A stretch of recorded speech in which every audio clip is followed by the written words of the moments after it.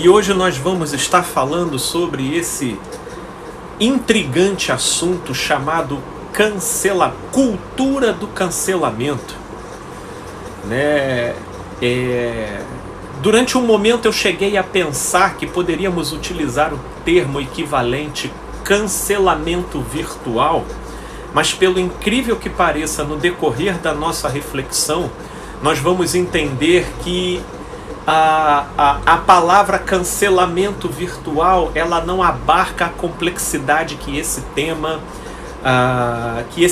apresenta, né? Isso porque, em termos de virtualidade, é apenas um dos ambientes onde se formam as repercussões de negatividade e cancelamento de uma pessoa.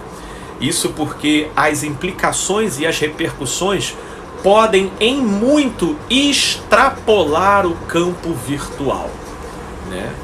Cultura do cancelamento. Parando para dar uma lida e uma analisada sobre o assunto, vendo alguns vídeos, assistindo alguns exemplos, e olha, meus amigos, existem fartura dos mesmos nas redes, inclusive alguns livros muito interessantes, dentre os quais eu vou citar um aqui, que foi um dos pioneiros do Jon Ronson, né, Humilhado, né? E lá ele até conta um dos exemplos que eu acho que são muito ilustrativos daquilo que perfaz a dinâmica desse fenômeno em que se entendeu denominar de cultura do cancelamento. Lá, Jon Ronson, ele comenta sobre Justine Sacco, uma diretora de comunicação de uma multinacional americana.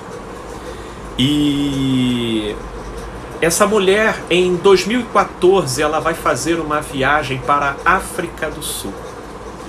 E, se eu não me engano, ela estava no aeroporto e ela fez um comentário, diga-se de passagem, né, um infeliz comentário no Twitter, né, onde ela afirmou: estou indo para a África, e ela colocou a frase: espero não contrair AIDS lá, né?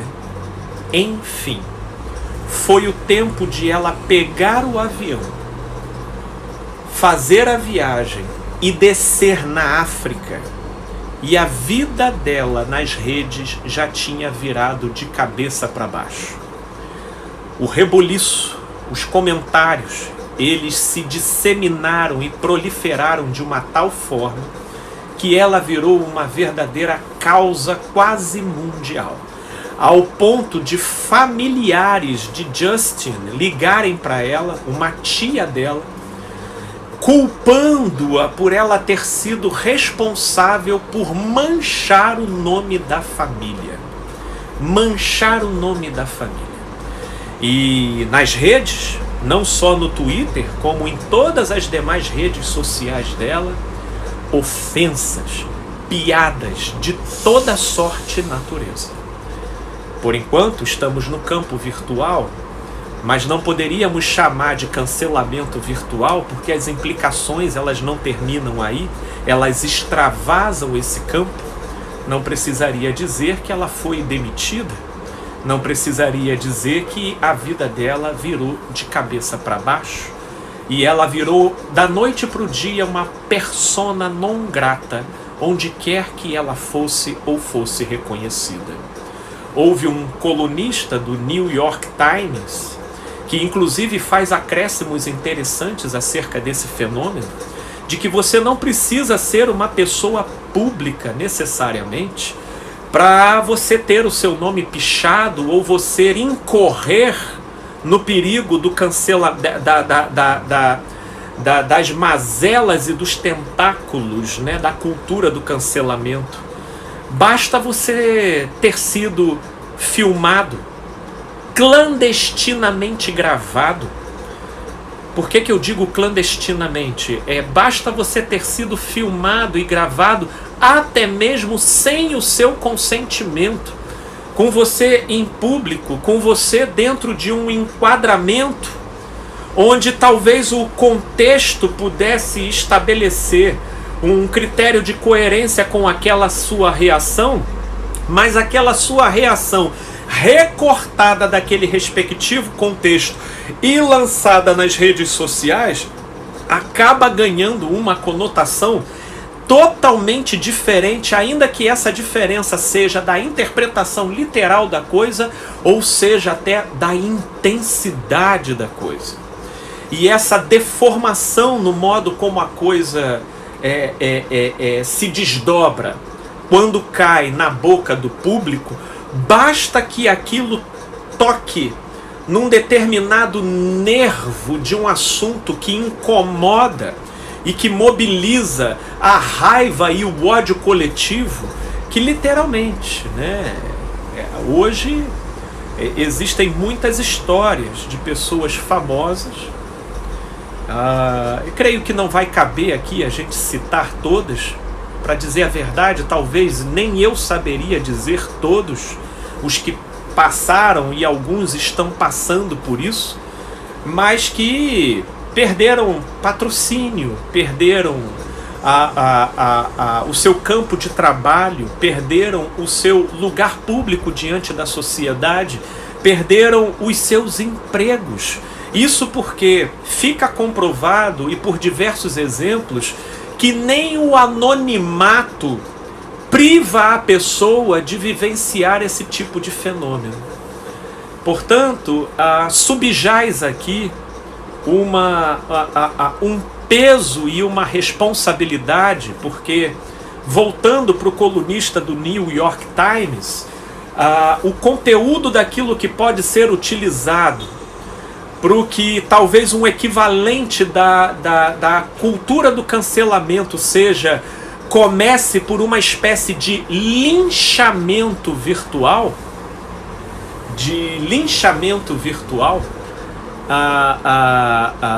isso pode ser utilizado às vezes por um determinado vídeo que foi gravado acerca de você há anos atrás. E um vídeo, uma fala, um comportamento filmado, uma foto retirada e que vai circulando ininterruptamente nas redes, sempre retrazendo para a memória um acontecimento que ficou estabelecido como marco na história, mas que não consegue ter o seu capítulo virado, pelo menos enquanto existir o Google, né? Pelo menos enquanto existir o Google. Portanto, a existência do Google fica profundamente atrelada, a existência do Google fica profundamente atrelada ao ressuscitamento, né, de uma memória que vai estar sempre sendo utilizada para denegrir e acusar e, portanto, cancelar aquela pessoa com relação a tudo quanto ela possa pretender de uma vida ou de uma interação virtual. Sem sombra de dúvida, hoje em dia, com a virtualidade tão dentro do nosso dia a dia, inevitavelmente é algo que acaba repercutindo na nossa vida familiar, na nossa vida conjugal, na vida dos filhos. Que tendo, né, na vida dos filhos, que dependendo se isso acontece com algum dos pais, os filhos vão sofrer bullying lá na escola. Porque por mais que os pais possam cancelar as redes sociais, por mais que os filhos possam cancelar as redes sociais, todos são conectados, e uma vez que todos sendo conectados, seus vizinhos vão saber, na escola vão saber. E aí, meus amigos, a gente entra em toda uma rebordosa onde o cancelamento, a cultura do cancelamento, ela não produz consequências apenas virtuais, mas elas extrapolam esse campo. E produzem interferências fatídicas e muitas vezes extremamente prolongadas. Há de ser que num passado, pelo menos em termos do coletivo, um assassinato talvez teria muito mais possibilidade de ser esquecido do que hoje, na geração das conexões e das redes, uma piada mal falada, uma colocação mal feita, uma afirmação politicamente incorreta pode gerar como repercussão a longo prazo na vida de uma pessoa. Portanto, nós estamos entrando, inclusive, que é aquilo que perfaz a mensagem geral do livro do John Ronson, né, Humilhado, né, que é justamente a alteração do julgamento público depois do advento das redes sociais, né? A alteração do julgamento público.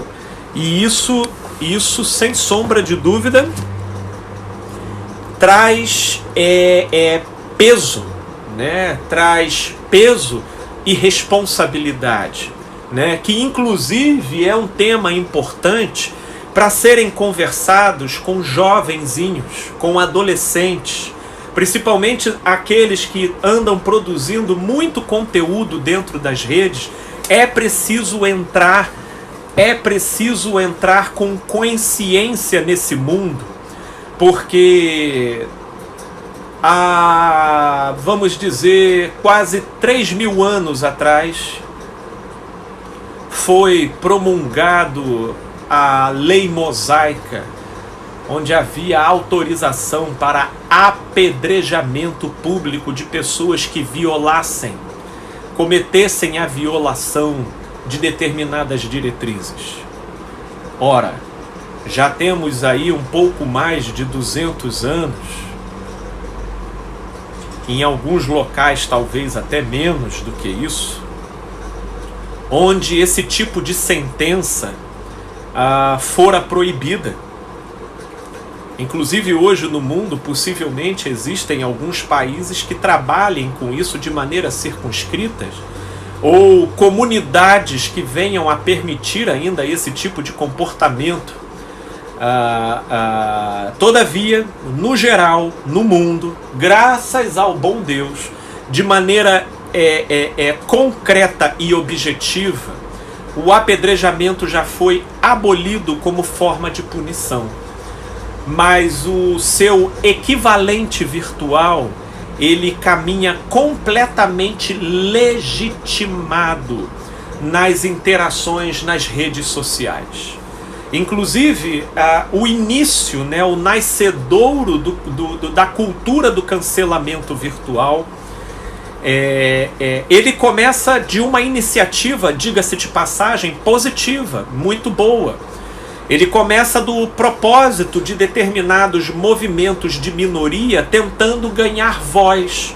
Então, o que eles faziam? Eles pegavam recortes de falas, de produções, de atitudes, de comportamentos, reproduziam nas redes sociais, marcavam algumas pessoas estratégicas e influentes que pudessem emprestar uma certa visibilidade para aquele material, e então convocavam a avaliação pública para aquele tipo de comportamento. Ora, isso sem sombra de dúvida rendeu não só resultados muito positivos para essas iniciativas, como foi a partir dessas iniciativas que abriu-se passagem para a formação de um fenômeno denominado cultura do cancelamento. Quando eu postei, né, nas minhas redes o tema, né, sobre o que nós conversaríamos hoje, né? Estou vendo aqui que tem até a pergunta de uma pessoa querida aqui, a Kênia. Qual é o tema? Estamos falando, Kênia, sobre a cultura do cancelamento, né? Quando eu postei esse tema nas redes, uma pessoa ali que me segue, se eu não me engano o nome dele é Djair, ele perguntou: puxa, eu dei um unfollow, né, em alguns adeptos aqui do atual governo e que não compatibilizam com a minha visão de mundo, possuem alguns comportamentos que eu não simpatizo, e sinceramente eu quis me poupar de ter que assistir determinados conteúdos, né, produzido por eles. Esse tipo de comportamento, essa minha postura, ela tem a ver, ela pertence ao que é chamado cultura de cancelamento? Não. E eu até disse que falaria com mais tempo acerca disso na live, porque eu achei a pergunta dele interessantíssima, né? Porque talvez seja necessário a gente entender e melhor pormenorizar do que realmente se trata a cultura do cancelamento. Ora, você não simpatizar com uma pessoa, né? Você não simpatizar com uma pessoa, não se identificar com o que ela pensa, se sentir até incomodado com aquilo que ela posta e não querer de alguma forma, por entender que as redes sociais não é o melhor lugar para você se desgastar, para discutir acerca das coisas, e entendendo a própria pessoa que aquilo dali ou provoca uma reatividade negativa, ou por outro lado um desgosto que a pessoa não está disposta a querer ficar sentindo quando entra nas redes, e aí ela dá um unfollow, né? Ela deixa de seguir uma pessoa, seja no Instagram ou no Facebook. Não, isso não pertence à cultura do cancelamento. Acho que esse, inclusive, é um movimento ele é um movimento, diga-se de passagem, muito saudável, e que eu creio que se as pessoas utilizassem de maneira mais conscienciosa, talvez a gente não precisaria ter tanto linchamento nas redes sociais, ou as pessoas que delas se utilizam não precisariam se desgastar ao ponto de algumas, na interação das redes, desenvolverem crises de ansiedade, desenvolverem depressão, desenvolverem estresse, ou seja, repercussões psíquicas emocionais que levam muitos a serem recomendados a terem que fazer um jejum de rede social. Tal é o potencial de toxicidade que ela vai gerando. Portanto, uma sábia e saudável seletividade, ela é uma proposta muito interessante, né? Uma vez que de repente você esteja seguindo não só pessoas com os quais você não concorda, mas outras que são muito provocativas, e elas são por vezes inconvenientes, impertinentes, né? Eu, no meu Facebook, por exemplo, principalmente naquela época da febre e do ardor ideológico, né, que acometeu aí as últimas eleições, principalmente as presidenciais, eu tentei fazer gestão da presença de algumas pessoas constantemente ali, interagindo e colocando, e como eu me proponho nas redes sociais justamente levar reflexões, trazer pensamentos, então eu vou procurando, na medida em que me seja possível, exercitar ali a tolerância, abarcando os mais diversos pontos de vista. Mas tiveram especialmente 3 pessoas ali no meu Facebook que, do modo como se fizeram impertinentes, do modo como eram renitentes em certas argumentações, impermeáveis para abrir mão e querendo expor uma hemorragia de pensamentos, muitos deles que, nossa, levariam livros para se ficar debatendo em fórum de rede social. Eu não tenho nem tempo para isso. de modo que foi acontecendo que cada publicação que eu colocava, quando não era comigo, eles vinham atacando seguidores meus que apresentavam comentários ali, e aí eu resolvi bloqueá-los da minha rede. Bloqueei os 3. Eu os cancelei? Não, em absoluto, né? Eu não denegri ninguém, eu não peguei postagem deles e fiquei colocando no público para incitar um linchamento virtual. Não, eu simplesmente bloqueei para que eu não tivesse mais inconvenientes ali na gestão da minha rede. Portanto, isso não pertence àquilo que nós estamos tratando aqui de cultura do cancelamento. A cultura do cancelamento é diferente. Conforme estávamos falando dessa senhora Justine Sacco, é uma avalanche de xingamentos. Pessoas dos quais você nunca viu na vida. Elas nunca interagiram com você, elas não conhecem a sua história. Elas viram um recorte da sua fala. Infeliz, possivelmente, mas um recorte. E elas começam a te denegrir e a te destratar e a forjar palavras e discursos, onde no meio desses discursos as pessoas não percebem, mas elas começam a extravasar tudo aquilo que, uma vez incubado, ela não pôde dizer para o chefe dela, ela não pôde declarar na objetividade das relações dela. Ela manteve aquele imbróglio reprimido ali, e no modo como aquilo de repente foi visto na rede social, e aquilo se alinhando com o que ela mais discorda, e tendo ela sido vítima de comportamentos exercidos por pessoas outras, mas agora projetado sobre aquela pessoa em função do que a frase daquela pessoa rememora nas vivências dela, e então acontece esse fluxo de convergência de ofensas, de energias negativas, e que pelo modo como aquilo vai proliferando, a pessoa passa a ser uma espécie de figura emblemática, representante das trevas e do mal.